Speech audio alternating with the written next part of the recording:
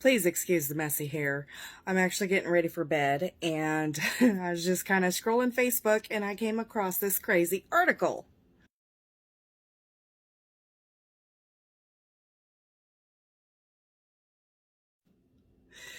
Can you believe what you just read?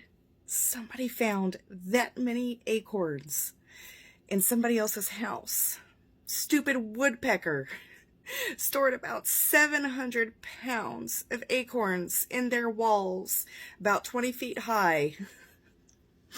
The article said it started in their chimney, 20 feet high. That is crazy. I didn't know woodpeckers could hoard like people. I will also try to link the article in the comments. Hopefully it lets me do that.